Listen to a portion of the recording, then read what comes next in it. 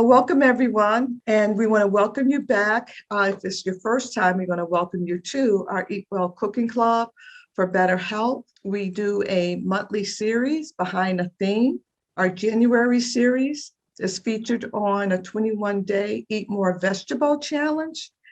And for each week, we provided a great way to get those. Well, with that challenge, each week we had a challenge and it's compounded each week. The first week, which I'll get into later in the program, but I'm going to go ahead and proceed on.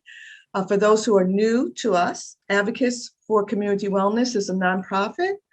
We were founded in 2003. We are a faith-based, non-denominational, holistic health promotion and nutrition education ministry without walls. We bring wellness program to you where you live, work, learn, shop, play, and worship. We bring it to you. And now I'm pleased to say that we bring it to you in the comfort of your home. Our primary focus is educating and promoting health, nutrition, healthy cooking classes, wellness program, and teaching the relationship between diet, health, and chronic diseases. I'm Dale Kane. I am the founder and executive director of Advocates for Community Wellness. I'm also a professional nutrition specialist. I'm certified in plant-based nutrition as a cooking coach. I have additional training in plant-based nutrition from the Center for Nutrition Studies at Cornell University. I have over 18 years of work experience in health promotion, disease prevention sector, coordinating wellness and culinary programs throughout the city. And I'm also the former Illinois State Cooking Matter coordinator, which is a national nutrition education cooking program for children and families. Our mission here at Advocates and for the Eat Well Cooking Club for Better Health, where we are embracing plant-based nutrition, our goal is improving eating habits for a healthier lifestyle, increase longevity, and have a better quality of life, especially on the back end of our life. Our goal, number one, is to increase consumptions of vegetable, fruits, and whole grains. Number two is to encourage a more nutrient-rich diet for better health, to reduce risk factors of chronic diseases and illness. And three, to attain and sustain a healthy weight through the consumption of more plant-based nutrition. The information that's presented here today and in our cooking class is strictly intended for educational purpose only. It's not intended to replace the advice of your medical doctor or healthcare professional with whom you consult. The instructors, myself, and the culinary, we're going to share our credentials with you and our training with you. And in reference to the recipes that we share, if you have any food allergies or any personal food restriction, please modify the recipe to meet your own personal health needs. And recording, all our Zoom sessions are recorded, but you have the autonomy to turn your video on or off or speak at will. But the community here is intended not only just for educational, but for us to engage in conversation and share. It's like share our strengths, share our knowledge, and share our experiences around healthy lifestyles and food. So the presenters today, myself, I do what I call a nutrition RX, and along with the 21-day challenge. And Chef Karen, she's going to provide culinary experience. The food subject that we selected for January was stews, soups, and more. And I sent out, it may have been early this morning, the recipe for this week. And at the end, I know we have a few more people coming on. I'll send you the recipes for the others that for week 1 and week 2. So we always start with a little biblical reference. And this is coming from Isaiah 58:11. It reads, "The Lord will guide you continuously, watering your life when you are dry and keeping you healthy too. You would be like a well-watered garden, like an ever-flowing spring." And in our initiative of promoting plant-based, that's what we advocate for, is eating from the garden. It is the original food. Once again, we're continuing on our 21-day. We are beginning week 3 of our challenge. And so the health objective in nutrition, this is a quick review what we had covered over the past 2 weeks. We went over and reviewed vegetables nourish the whole body.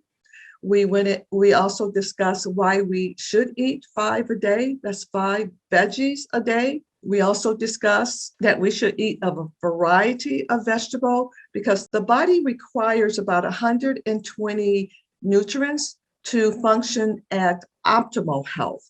We can live on less, but for optimal health.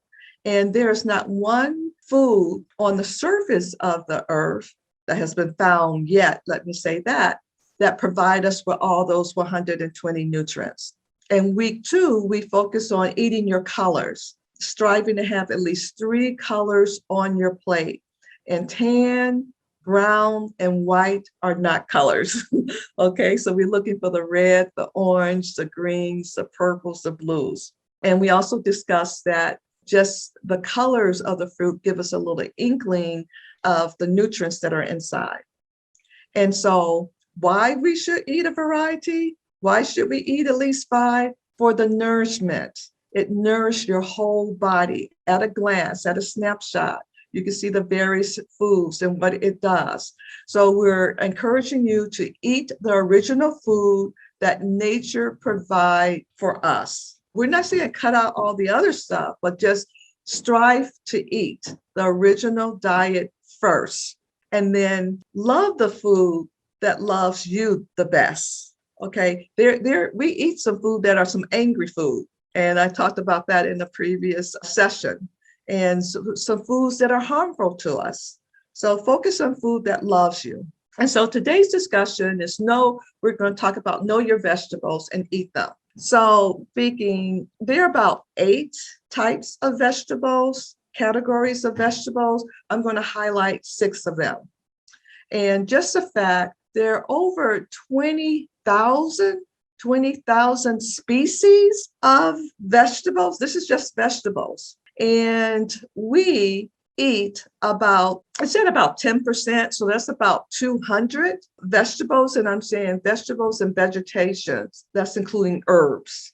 Okay, so we only eat a small amount of what is available to us. And this is the 20,000 species as well is worldwide. Here in the United States, I believe I read it was over 1,000 types of vegetables that we have here in the United States. So we're going to discuss I just could do a quick discussion on that because this is only a 60-minute, and then we're going to go into the cooking demo, the leafy greens. And I want you just to reflect on yourself, how many leafy greens and how many kinds that you have just this week, just this week. Just reflect on it. Are we eating the same foods every day, every week, throughout the year? Okay, cruciferous vegetables. It is recommended that we eat at least 3 of them a week, at least 3. And that's when you have no health problems at all. If you have some health problems, you want to eat a little bit more because of the nutrients that are in there and how it helps us, helps to nourish the body. So these are just a few that I highlighted on here. What about the marrow vegetables? How many have we had, during this week? I've been getting the spaghetti squash and looking to see how many recipes that I can substitute with it. I'm going to make I'm going to make some miso soup, and I'm going to use the spaghetti squash just as a noodle in it. So we just look for ways to how to incorporate more of the variety of foods that are out there. And then know your root vegetables. There are so many. These are 20 root vegetables. And at a glance, if you can just count how many that you have had this week. Now, as a tip, I drink coffee in the morning, and I just start putting a little ground ginger in my coffee, just to give it a little, different flavor to it. I do like ginger. I know it's good for my digestive system. I know it's alkalining to my body. And sometimes I'll put cinnamon in it as well. But how many of these vegetables, root vegetables? And this is just a small tidbit of them. And what about the edible plant stems? Many times I know that we may use celery and asparagus, but if you just Google edible plant stems and just see how many come up and try how to incorporate those into your diet. And even maybe some special meals. Sometimes my husband would make a special like lamb dish, and he always used leeks when he discovered leeks. Okay, now that becomes his favorite food because when they're cooked, they're very good, and especially when you cook them with pomegranate. Okay, and then the alum vegetables, which they have so many health benefits against cancer, to help with heart disease, to help with a cold. They just have so many benefits when we incorporate them plentifully and bountifully in our diet. Okay, and so a closing thought to our nutrition piece, and this comes from Albert Einstein, which he states, nothing will benefit human health and increase the chances for survival of life on Earth as much as the evolution to a vegetarian diet.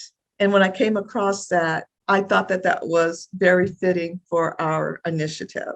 Okay, and so now we're going to switch to Chef Karen, and she's going to share a little bit about her background and lead us into our cooking experience.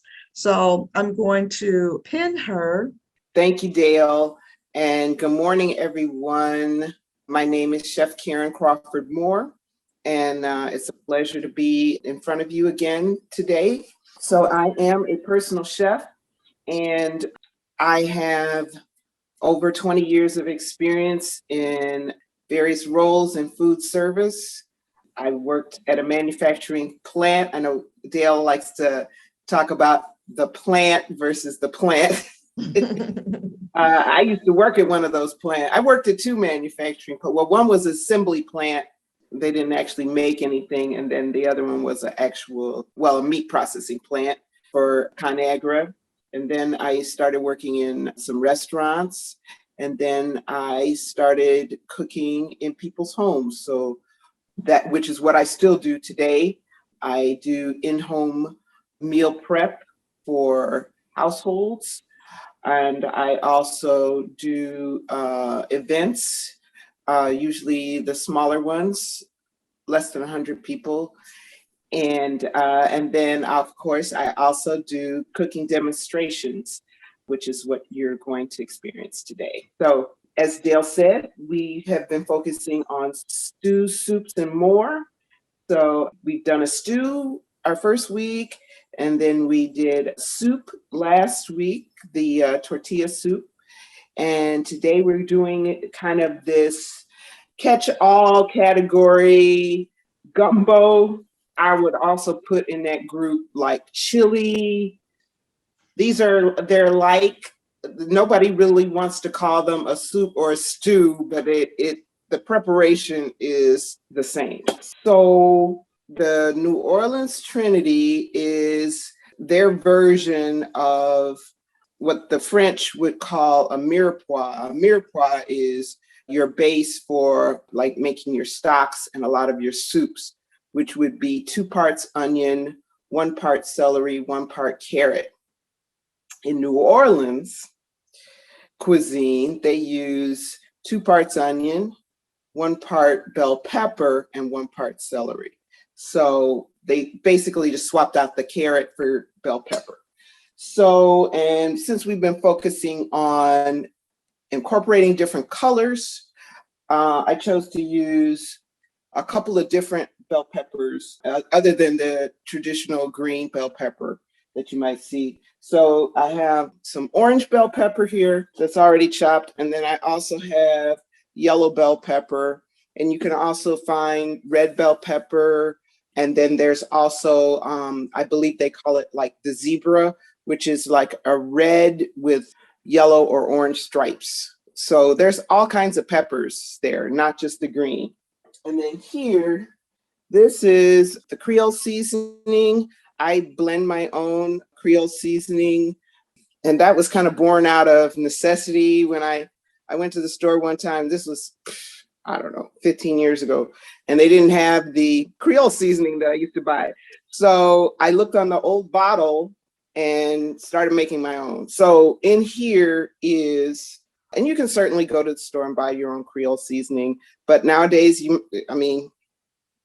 things are still, supply chain is still kind of spotty here and there. So you may need to make your own if you have a decent selection of spices in your cupboard. So I have in here paprika, chili powder, pink sea salt, cayenne pepper, ground oregano, garlic powder, and thyme. Did I say cayenne? So I have cayenne and black pepper. So I'm just going to mix these up a little bit together. And if you want that mixture, you can go to my Facebook page, which is TLC Cooks. And I'm going to post that this afternoon, my own Creole seasoning spice. So, and then you can control how much sodium you put in and so on and so forth, or how much heat you put in. Maybe you want it milder than what the store-bought version is, or you want it spicier. So that's another benefit of mixing your own rubs and spices. So I'm just going to cut this last pepper up really quickly. I always cut my vegetables in half, the round ones, which most of them are. And the idea is you want to create a flat surface as quickly as possible. And that gives you more control on your cutting board. And I always also remove the pith here, the white and the seeds.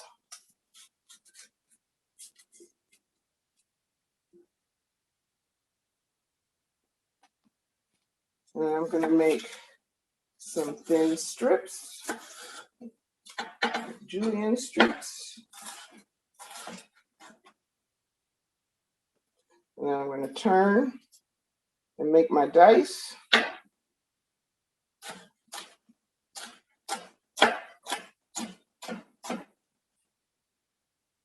So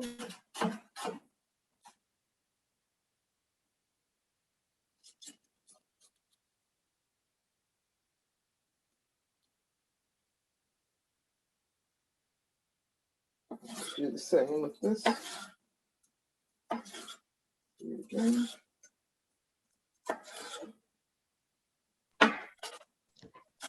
So for those, we're making, this is a vegan gumbo.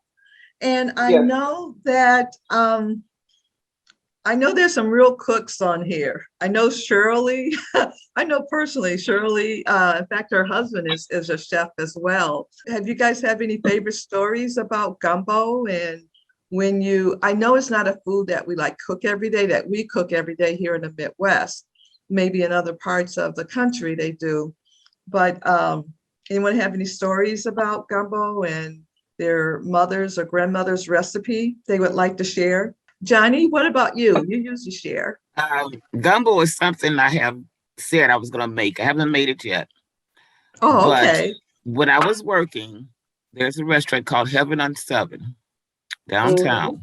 Yes, I remember that one. I think it was on Wabash, right? A Wabash on the On the 7th seventh floor, right? And I had a dentist in that office. And one day the door opened up on the 7th floor. And all I could smell was this food. I'm like, what in the heck is going on? This is a dentist building. So I stopped the next time. And it was some of the best gumbo I've ever had. So my boss and I introduced it to her one day. And whenever we had a bad day or a stressful day, I do a gumbo run. I go get us some gumbo. We go in our office, we close the door, we pig out, and then we felt really good. So, and Heaven is 7 is still functioning as a pickup only type thing. You could order it 2 days in advance and then come down and pick it up on Fridays and Saturdays. Yeah, I remember that building. I believe that's the building that they had all the jewelers at. Right. It's The called Garfield, Dealers. what is it called? The Garfield something. Yeah, But to have a restaurant on the 7th floor just totally yeah, impressed me. yes, yes. I used to work downtown and we would go there for, special occasion, like someone's Mm-hmm. birthday or someone was leaving. Yes. And where is there a place that you can get gumbo here in I don't know any That's restaurants where I that go. That's where I okay. go get my gumbo. Okay. Oh, okay. All right. And I Um, still can get it now. During the pandemic, they just started doing pickups. oh, You okay. order it. That's what I was thinking. Yeah. Yeah, you pick up. Hmm. You want to add something, Karen? Yeah, I was going to say, I remember having on 7 as well, back when I used to work in corporate America. And I remember them opening a bigger, fancier location on Michigan Avenue. Yes, Like, they did. yes, okay. But I still like my other one because it's like diner style, little Mm. lunchette. Uh, I like uh, the old one. yes, I had been to both. I've been to both. And another restaurant that used to be on the south side in Hyde Park was Dixie Kitchen. Yeah. They had Creole cuisine there. I forgot about that. They've moved. They moved to Calumet City or Calumet Park? Lansing, They're in Calumet Lansing City. now. Lansing. Uh-huh. They're in Lansing now. Yes. Yeah, they're in Lansing. Mm. Mhm. Are they still open? Yes. Yes. Oh, okay. I like the Johnny cakes and the blackened catfish. Yeah. And the Yeah. red beans and rice. And the red beans And and fried rice. green tomatoes. That's Yeah. How about everything on the menu? Was there anything you didn't like? Right. So, and I forgot to mention, there are two ways people make gumbo. So people from New Orleans will say it's not real gumbo unless you make a roux. Mm. So, which involves like, at a minimum, probably about a half cup of flour and a half a cup of oil, and you mix those together and you cook it for about 20 or 30 minutes until it's like a chocolate or a peanut butter color brown. And then you would add your Trinity and everything else. That is, and I will say my aunt used to make gumbo for us every New Year's, and she did not make it that way. My mother's side of the family is from Mississippi.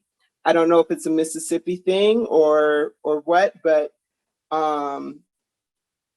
she made a tomato-based gumbo with okra, and I believe the okra is what thickened her gumbo.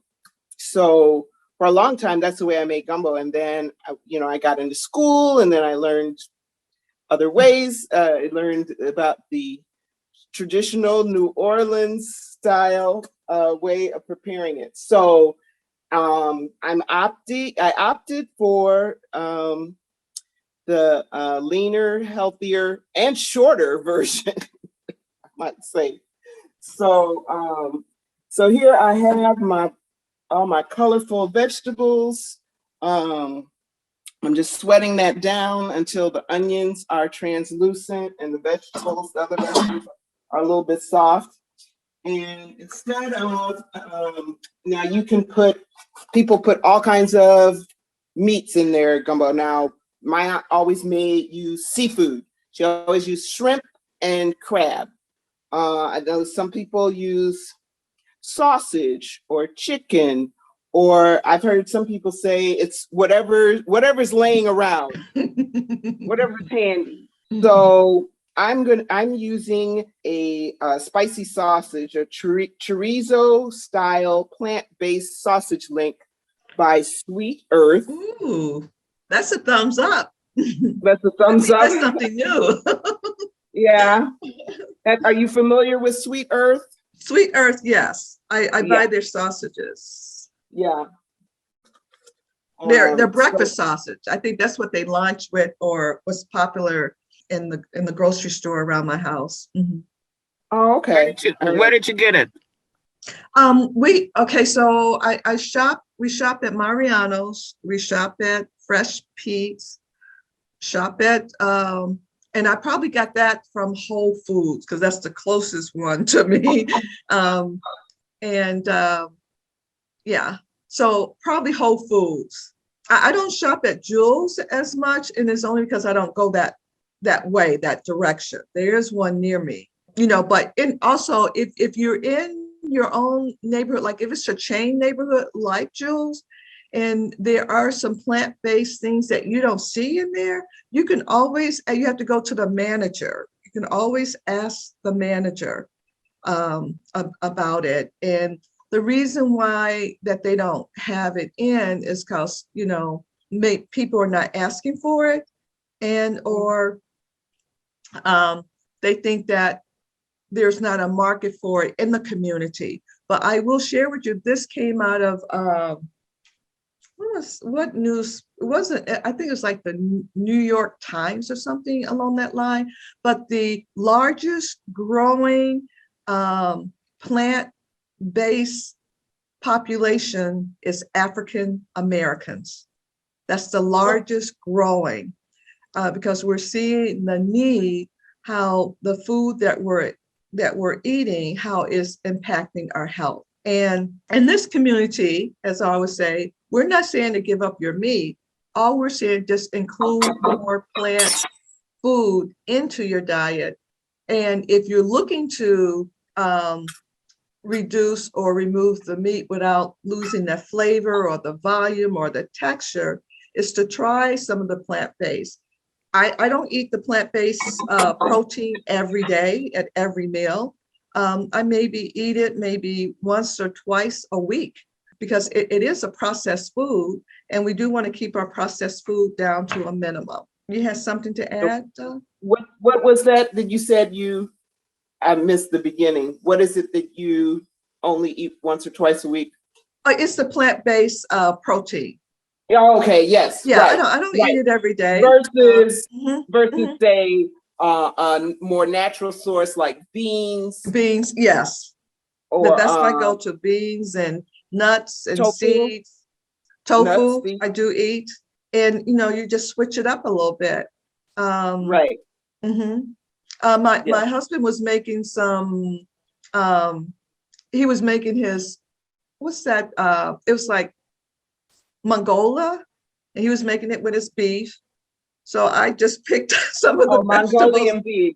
Yeah, so I just picked some of the vegetables, took some of the sauce and put it in a little pan.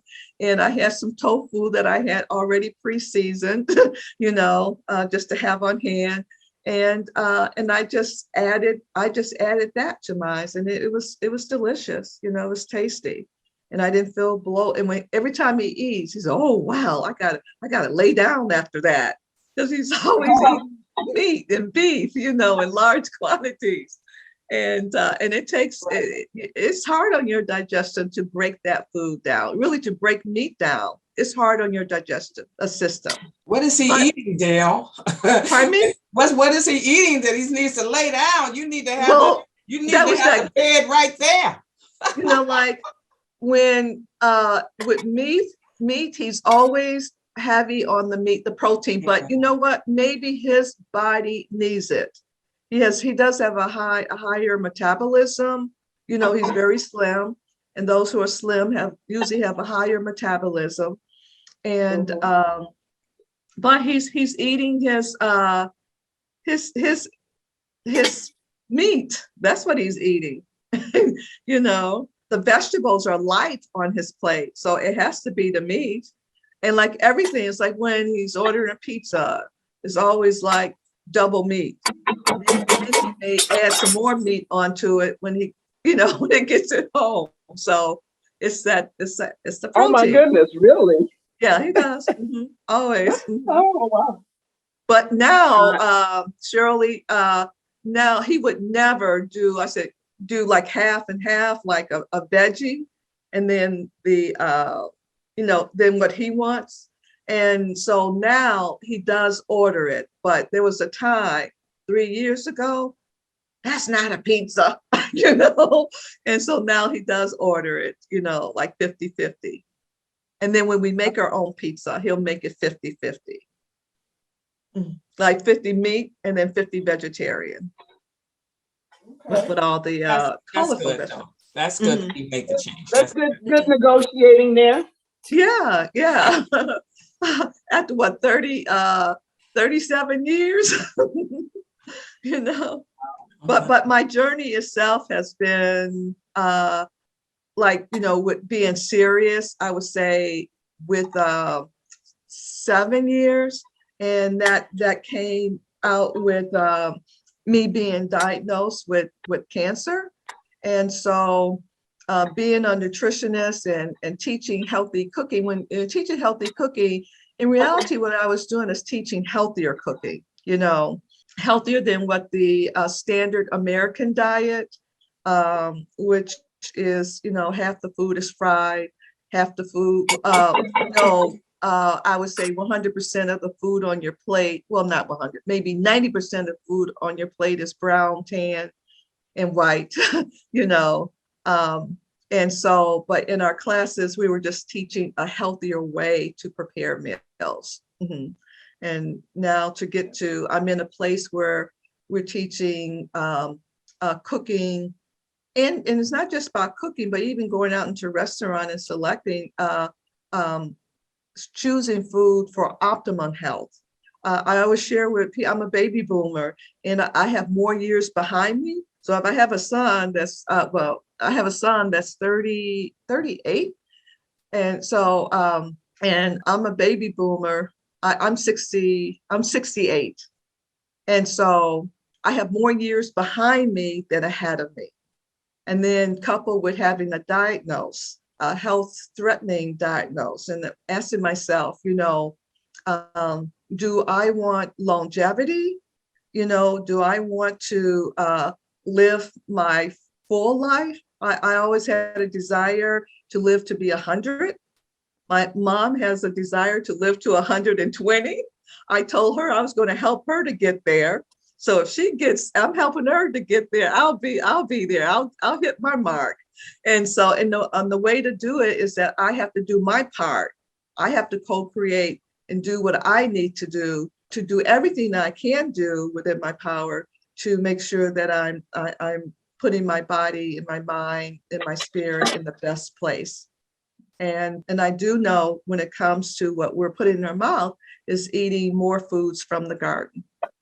But I do want to say is that when Chef Karen and I were going over recipes and what we were discussing, like what we were going to prepare, I had wanted to do something with okra because okra is one of those underutilized vegetables, but it is so powerful when it comes packed with nutrition and with the health benefits.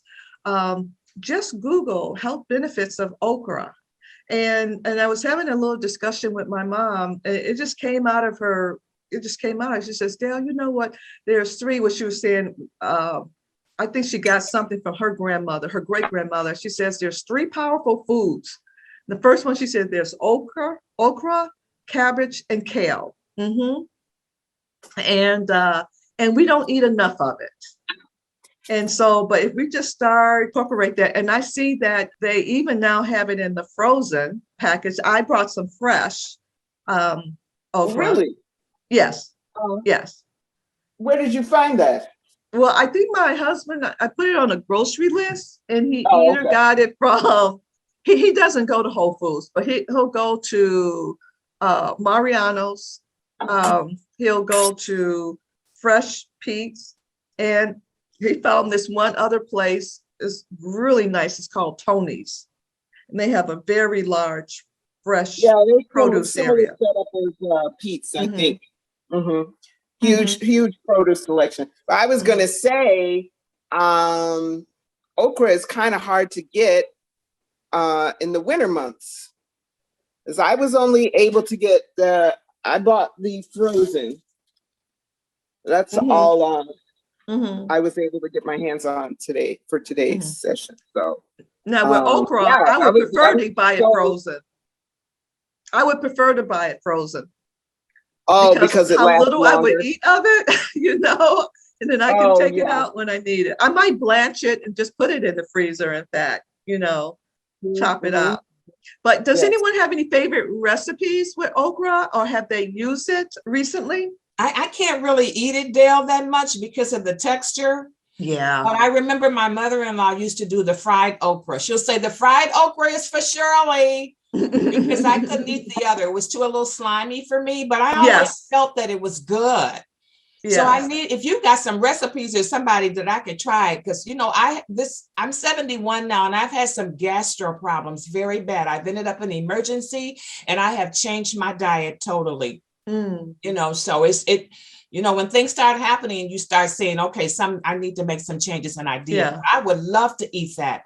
Yeah. But I just got to find out how I can, what I can fix it with or how I can prepare it so that I can enjoy that. Yeah. Yes. Yeah. But definitely in a gumbo. I could eat it in a gumbo, but you're right. Because when it was first introduced to me as a child, it was just boiled and the texture of it. But I will explore and maybe we'll do more with okra as one of the ingredients in it. But I do know about the fried, and I can eat it fried. I wonder how would it be, Chef Karen? Do you have any ideas and any recipes you can share? Wow, that's kind of that is going to be, I guess, part of my challenge. Make an okra cookie or something. Well, my good friend, she loved, always loved fried okra, but like you guys, the only way I really had it was in a gumbo. And I want to say perhaps maybe in like beans, like thrown in with beans, maybe. But I think maybe the key is to have it mixed with something else, not trying to eat it straight up. Yeah. To mix with something else that you like. Something else that you like. Yeah. No, not an okra sandwich on 2 slices of bread. Okay. Right. Right. You're right. I wouldn't slice it and put it on top of my salad. You got to mix it. You got to mix it with something. I agree with you. Mix it with something. And like Dale said, I think mix it with something you like. Yeah. Maybe perhaps just start with a little bit and then you see how you tolerate that. So yeah, that would be my suggestion. But I have to research okra. I haven't it isn't like I remember maybe 7 years ago when kale took off. All of a sudden, I don't even know how readily available kale was until somebody decided kale was good for you, and they were on a mission to let us all know. And it was in everything all of a sudden. We always say, I don't remember having kale growing up. We always had everything. We had mustard and turnip. Everything but, or collards. Right. Everything but the kale. Mm-hmm. It actually was used for decorative purposes on platters. And right. But we have a question in the chat from Michelle. And she was asking, how can you get your partner, spouse, and children to eat more plant-based? And for me, that was a big challenge for me. Not so much for my child. I started on the journey like years ago, but I would go on, go off. I know around the holidays, I would eliminate the meat, and because I was preparing myself for all those extra calories, from Thanksgiving to Christmas to New Year's. And so that I wouldn't gain those extra 8 pounds. But that was my strategy, and it did work. But when I had determined that I was going to be the change that I wanted to see. And so even like with the struggles that I did have with my husband, and when he saw that I was serious, I remember he was making spaghetti. He does the majority of the cooking in the house. And so he was making the sauce. And then I said, can you make one, vegetarian? I'm not making, vegetarian. I shake my head. That's all you talk. I'm not making, that's not spaghetti, And so, but when I said that, okay, I'll just make my own. And it wasn't just one time. It was, another time and another time and another time that he felt that I was serious, because I said it before, then I went ahead and ate what he ate, what was provided. And so if you on that journey, I was just good. We would have the big main pot, and then we would have the little pot on the side for the plant-based eating people, which is me and my son. But I'll tell you now, fast forward, 8 years later, it's like his pot is small with the meat. And then we have the larger pot with the plant-based eaters, because now it's 3 plant-based eaters and he still is the animal protein eater. So, but he has improved when you stick with it, and when you do, like recipes and, when you stick with it. So that is what I would recommend. And so we don't force. I remember my husband was having some issues with his high blood pressure. And then we were coming home from the doctor. He says, I want you to start telling me, what I can do with my high blood pressure. We need oatmeal, and we need to buy some oatmeal. We need to buy this. I said, we got it in the cabinet. We got it in the refrigerator. We got it in the, we got it on the shelf. Everything he was saying we had. And I said, I do share, but you have to listen, and that for those who have an ear to hear.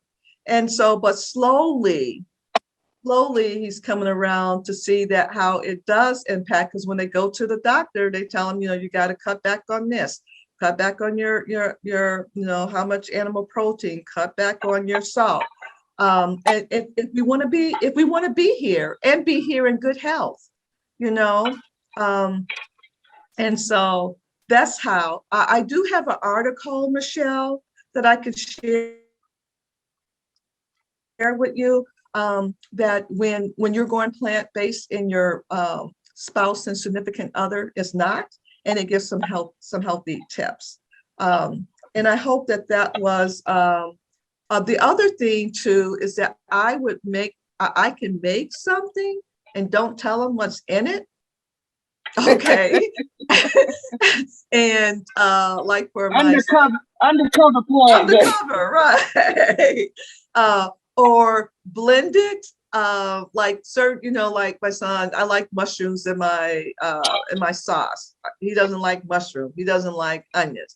But if I cut it real fine, or even puree it, the last meal we did last week, we pureed some things. Oh, it's 11:50. I'm just talking. It's like friends night or something. But puree it and put it in there. But I like to be respectful too of a person's preference. I don't force, I don't push. But when Shirley, myself like Shirley, when it becomes urgent, when it becomes a priority, then you begin to put more effort into and more intention. It's more intention and effort into it, of being mindful of what you're eating. And so I'm going to do a time check. It's 11:50. Yes. So Dale, if you have something more to share, I'm just going to let this simmer for a few more minutes, and then we can come back and show the plated meal. Okay. All righty. So there's a couple other questions. Someone said there are some pickle okra. Who made that comment? And where do you get it? I tried the pickle okra and I enjoy it. I like okra. Oh, okay. I was in Atlanta, Georgia, and somebody had it on one of them trays, one of them veggie trays. Mhm. So when I came back home, it's like over there where the pickles and stuff is. You can find it like over in that area. Okay, and what store did you get it from? You know, at that time it was Ultra. Oh, Ultra? Oh, okay. So that's been a while. I haven't had it in a while, but Well, I did find it. oh, well, I'm going to look for that. I think that'll be an excellent way to get it in. So we got frying it, we got using it in, and when we say if we could use it in a gumbo, we can definitely use it in a soup. And I think too is sometimes it may be the quantity that is being used, maybe introduce the okra in small, small pieces into it, instead of a cup, start maybe with a quarter of a cup, introducing it, or even an eighth of a cup, so that you can get used to it. I always say that trying food, I know there was a time I hated eggs. I hated the texture of it. I don't know, it's something about the eggs. But now I love eggs, but it is, I said, it's almost like caviar.